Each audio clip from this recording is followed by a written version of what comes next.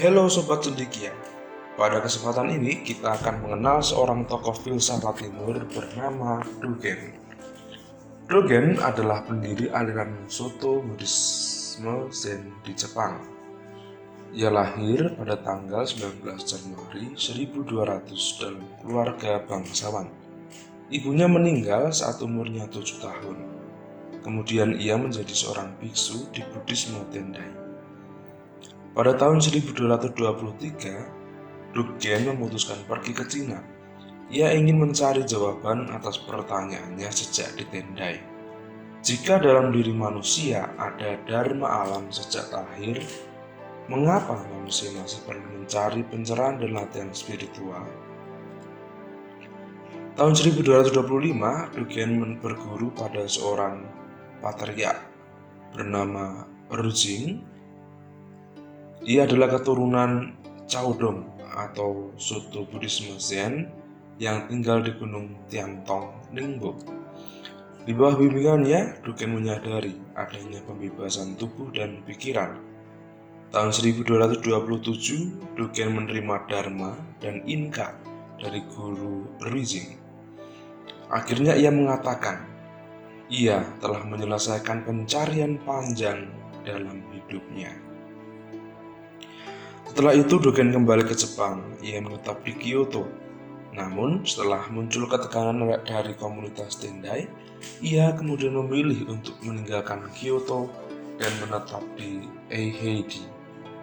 Pada musim gugur pada tahun 1252, Dogen jatuh sakit. Kemudian ia memilih murid pertamanya, Gun Nezo, menjadi kepala biara. Pada tanggal 22 September 1253, Dogen meninggal. Adapun ajaran Dogen yang pertama adalah Zazen. Dogen sering menekankan pentingnya Zazen atau meditasi duduk sebagai praktik utama Buddhisme. Dogen menyebut praktik Zazen ini tanpa berpikir, di mana seseorang hanya menyadari hal-hal sebagaimana adanya, di luar pemikiran dan tidak berpikir. Di lain kata, upaya aktif untuk tidak berpikir. Yang kedua adalah kesatuan praktik pencerahan. Bagi Dogen tidak ada kesenjangan antara latihan dan pencerahan atau Zazen dan kehidupan sehari-hari. Nah, ajarannya yang ketiga adalah sifat Buddha. Bagi Dogen, Buddha alam atau Busho adalah sifat realitas semua makhluk. Seluruh keberadaan adalah sifat Buddha, dan bahwa benda mati adalah ekspresi dari sifat Buddha. Ia menolak pandangan apapun yang melihat sifat Buddha sebagai diri atau tanah batin yang permanen dan substansial. Menurutnya, Buddha adalah kekosongan besar, dunia menjadi, dan ketidakkekalan itu sendiri adalah sifat Buddha. Yang keempat adalah waktu atau being. Konsepsi Dogen tentang time being atau uji adalah elemen penting dari metafisikanya dalam Shobogenzo. Uji adalah sebuah kegiatan yang berubah dan dinamis yang ada sebagai aliran menjadi. Semua makhluk di seluruh dunia adalah waktu. Yang kelima adalah ekspresi sempurna, di mana elemen penting lain dari metafisikanya adalah konsepsi tentang ekspresi sempurna. Dogen membedakan dua jenis bahasa. Yang pertama adalah Monji dan kedua adalah Dojoku. Yang keenam adalah kebajikan. Perspektif kebajikan Dogen dibahas dalam teks Shobogenzo sebagai sesuatu yang harus dipraktekkan dalam hati sehingga akan menampakkan dirinya di luar.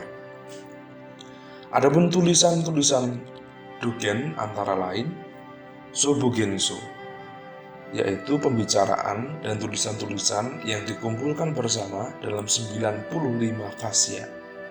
Topiknya berkisah tentang praktek monastik, kesetaraan perempuan dan laki-laki, filsafat bahasa, keberadaan, dan waktu. Shinji Shobogenzo.